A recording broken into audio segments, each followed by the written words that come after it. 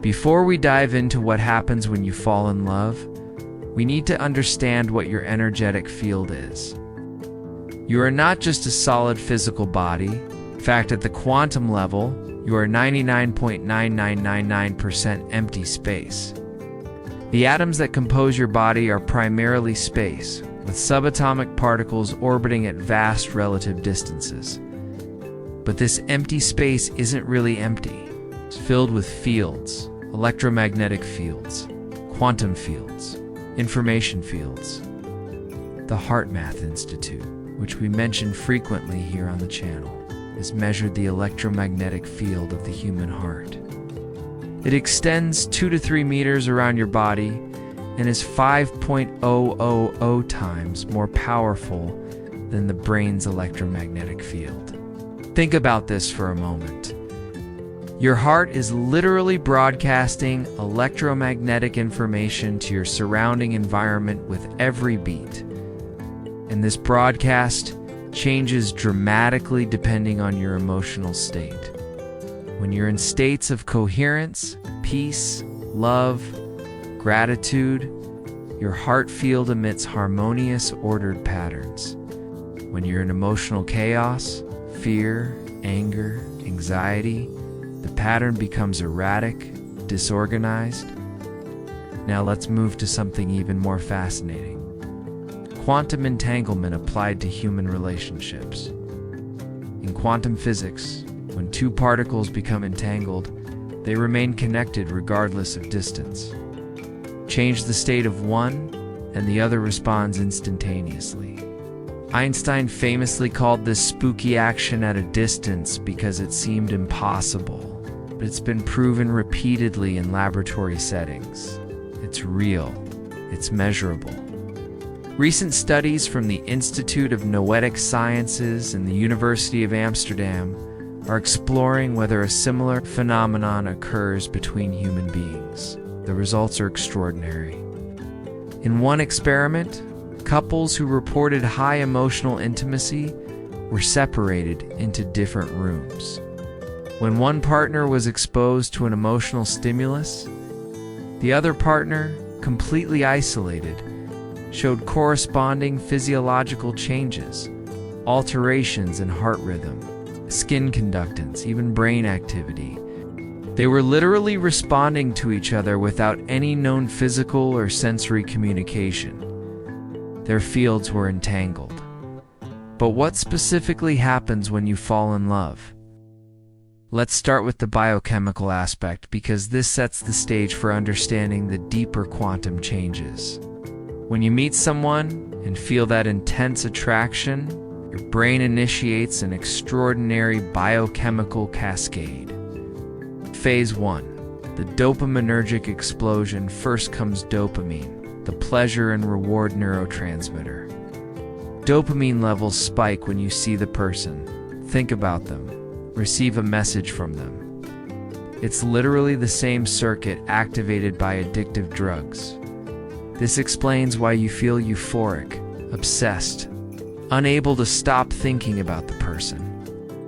You are, in a neurological sense, addicted. Phase 2. Norepinephrine and hyperactivation simultaneously. Norepinephrine floods your system. Your heart races when you see the person. Your palms sweat. You feel those butterflies in your stomach. It's your sympathetic nervous system in high activation. Interestingly, MRI studies show that when you're in love, the brain areas associated with fear and critical judgment deactivate. Literally, you temporarily lose the ability to see flaws in the person. Phase 3. Serotonin suppression. Here's something fascinating. Serotonin levels drop drastically during the initial phase of passion. Know what else causes low serotonin levels? Obsessive-compulsive disorder? This explains those constant intrusive thoughts about the person. You can't stop thinking about them because neurologically you're in a state similar to OCD. But all this chemistry is just the surface. It's the hardware. Now let's go to the software. The changes in your energetic field. The first thing that happens when you fall in love is a dramatic expansion of your electromagnetic field. It's as if your heart literally grows in energetic reach. HeartMath Institute researchers measured this in real time. When a person enters a state of romantic love or deep gratitude, the amplitude and coherence of their heart field increase significantly. I'll use an analogy.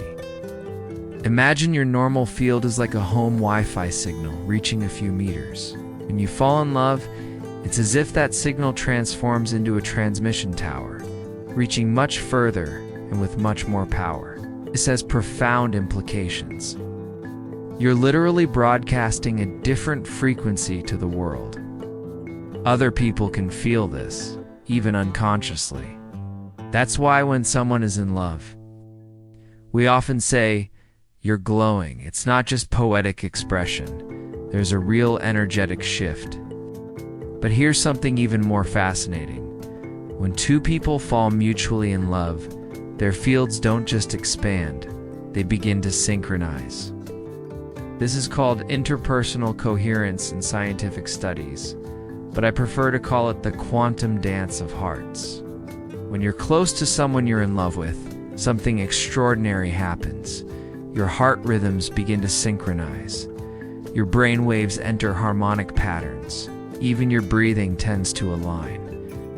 A University of California study monitored couples using heart monitors during intimate conversations.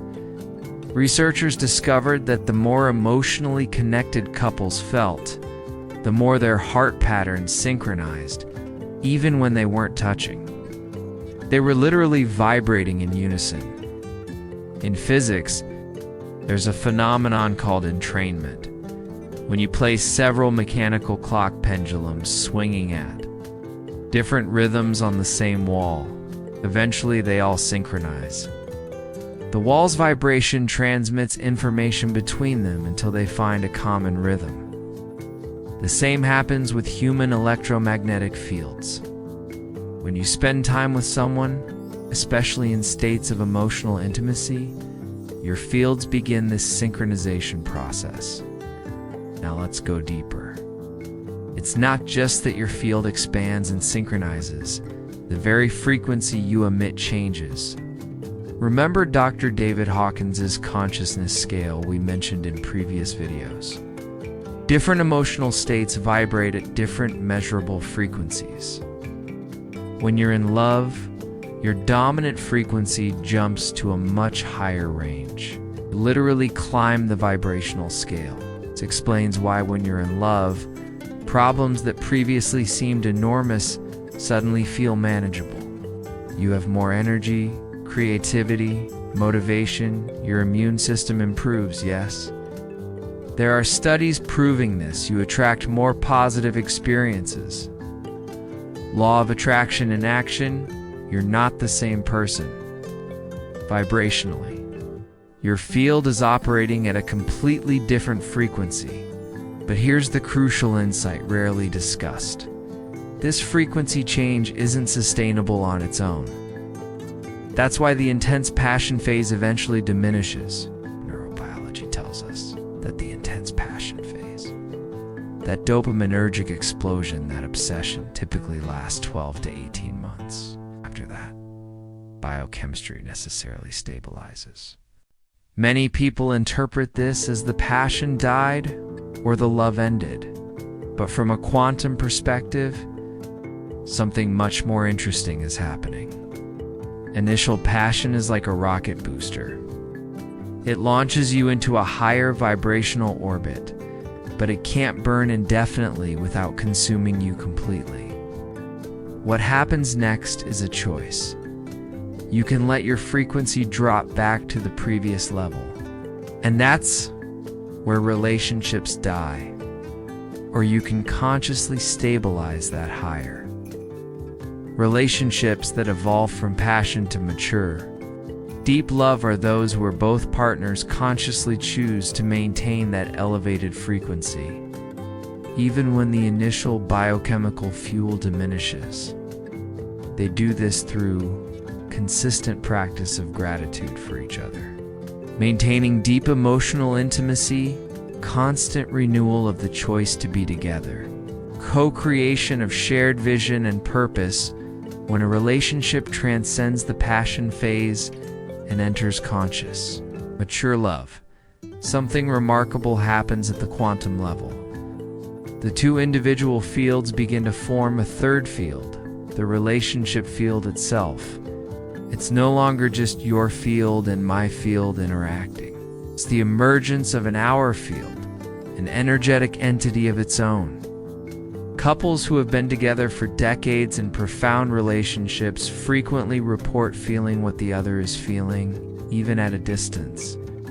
This isn't mystical telepathy, it's deeply established field resonance. A fascinating University of Virginia study monitored couples in long-term relationships during stressful situations. When one partner held the other's hand during exposure to threat of electric shock, the stress response areas in the threatened person's brain decreased dramatically. But here's what's interesting. The calming effect was directly proportional to the relationship quality. The more emotionally connected, the more powerful the regulatory effect. The fields were literally co-regulating each other. Leave in the comments. Have you ever experienced that sensation of feeling what your partner is feeling at a distance? I want to hear your stories. Now we need to talk about the shadow side of this field fusion, because not everything that happens when you fall in love is beneficial. There's a phenomenon I call energetic boundary collapse. It happens when field synchronization becomes pathological, when you completely lose the sense of where you end and the other person begins. This is extremely common in codependent relationships. Signs this is happening. You can no longer feel your own emotions separate from your partner's. Their mood completely determines yours. You feel physical anxiety when separated. Your identity dissolves into the relationship. You no longer have clarity about your own desires and needs from a quantum perspective. What's happening is that your field has lost its structural integrity. Instead of two distinct fields in harmonious dance, you have a chaotic fusion where healthy boundaries have collapsed. This is dangerous because you become vulnerable to absorbing all of the other as emotional energy, including unprocessed trauma, toxic patterns, and low frequencies. I'll be direct about something rarely discussed. Not all attraction is healthy. Not all intense connection is genuine love. There's a phenomenon that energy researchers call energetic vampirism. When one person systematically drains another's vital energy, here's how to recognize it. Sign 1. Chronic exhaustion. You feel consistently drained after spending time with the person. It's not normal physical tiredness. It's a deep energetic depletion. Sign 2. Extreme oscillation. When with the person you feel an intense high. When away you crash into depression or extreme anxiety. This isn't love, it's chemical dependence on a field that's manipulating you. Sign 3. Loss of own vitality. Your own passions, interests, relationships outside the dyad begin to wither. You become a smaller version of yourself. From a quantum perspective, what's happening is that the other person's field is feeding off yours without healthy energetic reciprocity. It's not necessarily malicious or conscious. Often, the person draining energy is so disconnected from their own internal source that they unconsciously suck energy from whoever is close. Now let's talk about one of the most dangerous and most misunderstood phenomena, the trauma bond. Many people confident are no Vamintep Contoriurus, the intensity of a trauma bond with deep passion. But energetically, they're completely different things. In a healthy relationship, when fields synchronize, there's a mutual elevation of frequency. Both people become more vibrant, expansive, creative. In a trauma bond, fields become entangled through low frequencies: fear, anxiety, need for validation, unhealed trauma. How to recognize a trauma bond? The relationship is extremely intense, but chaotic. There are cycles of idealization and devaluation. You feel obsessed but not happy. There's an element of constant fear or anxiety. The relationship feels magnetic but destructive. Here's what happens energetically.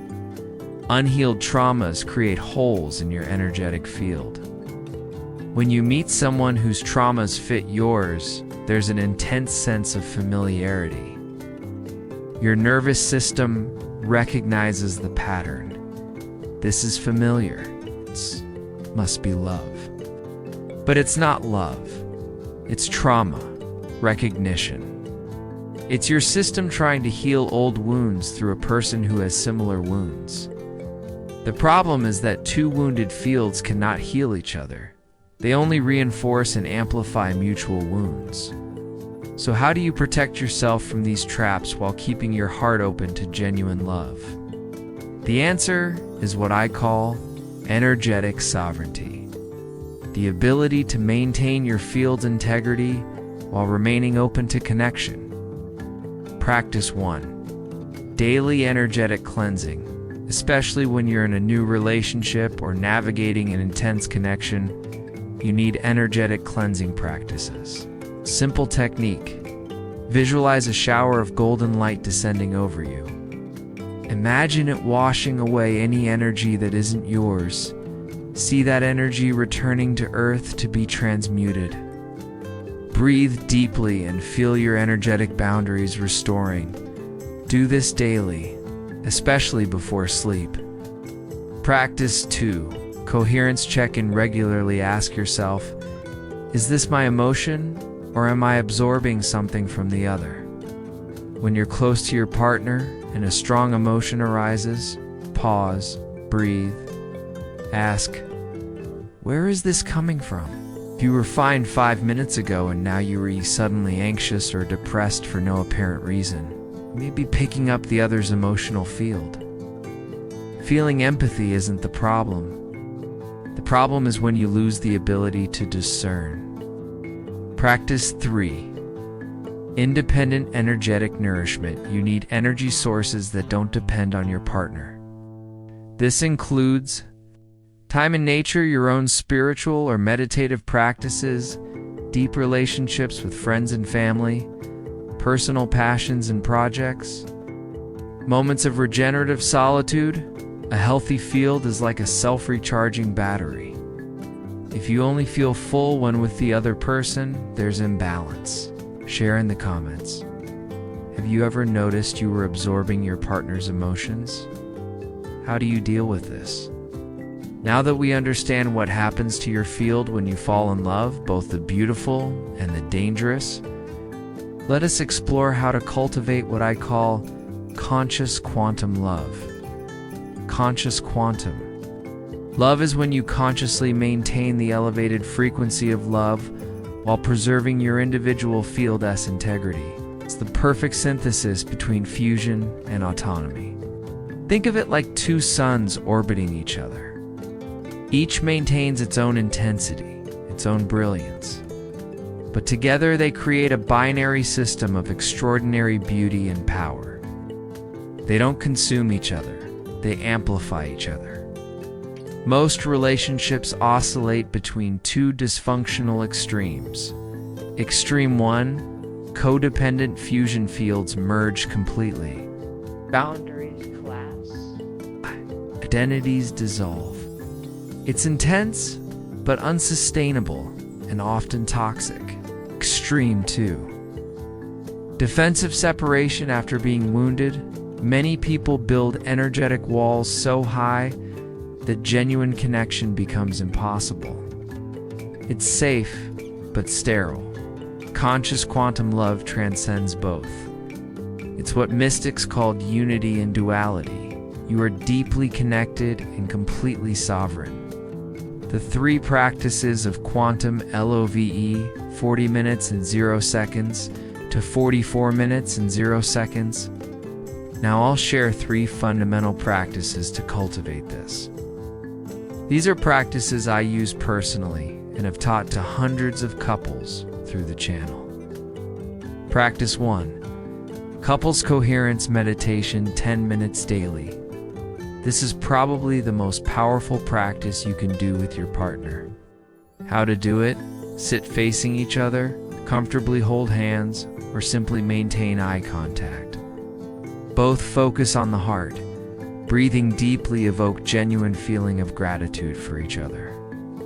For life, for anything, maintain this state for 5 to 10 minutes. No need to speak. Just feel the fields synchronizing. What's happening? You're consciously creating heart coherence while allowing fields to harmonize. Heart math studies show couples who do this regularly report dramatically higher levels of satisfaction, intimacy, and resilience. You're literally training your fields to resonate at elevated frequencies together. Practice 2. Weekly energetic check-in once a week. Set aside 30 minutes for a deep check-in. It's not about logistics, who picks up the kids, pays bills, about energy. Questions to explore. How are you feeling energetically this week? Elevated, drained, balanced? Is there something unspoken between us, affecting our field? How can I support your energetic vitality? What do we need to adjust to maintain our elevated frequency? This creates energetic transparency.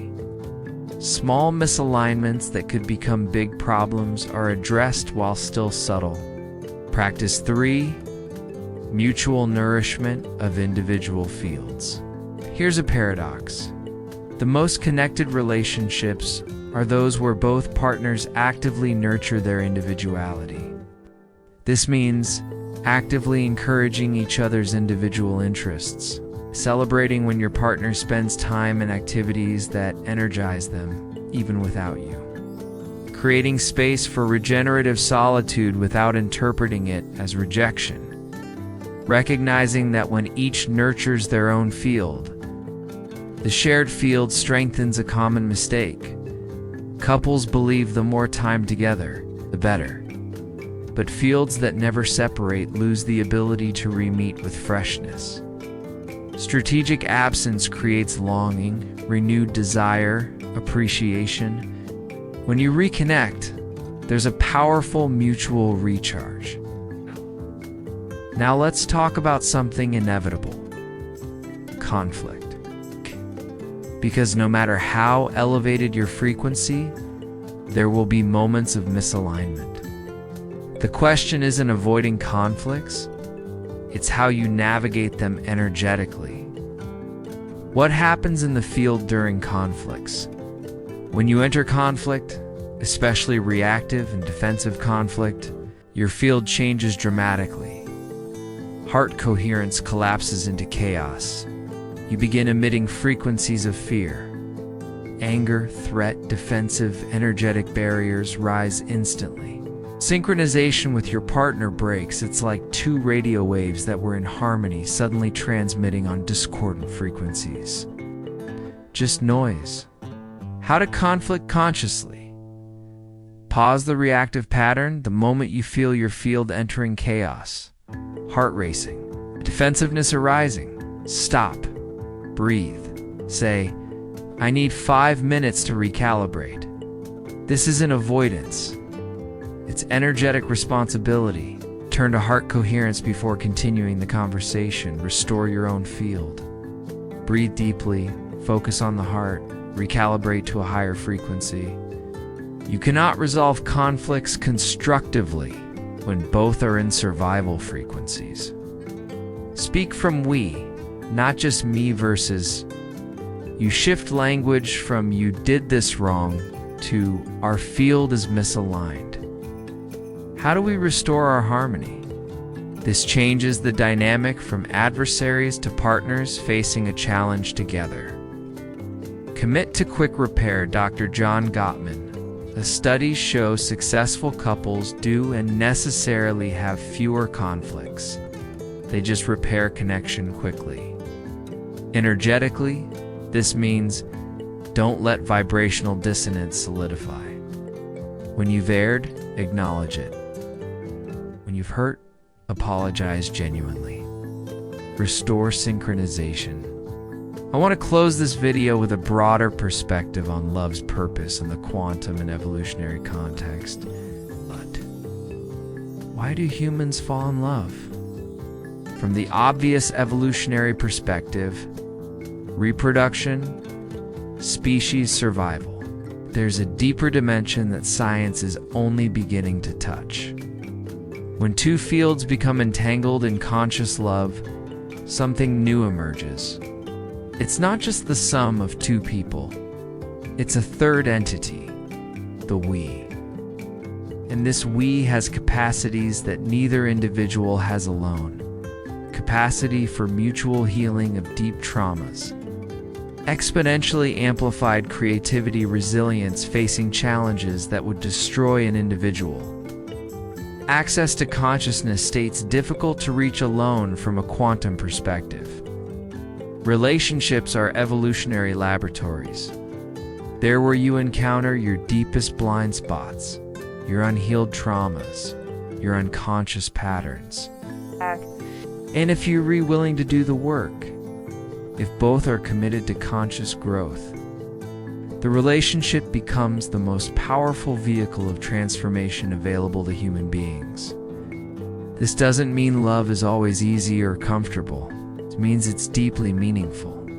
So, to integrate everything we explored today, when you fall in love, your field expands dramatically in reach and power. You synchronize with the other person's field. On multiple levels, your dominant frequency elevates.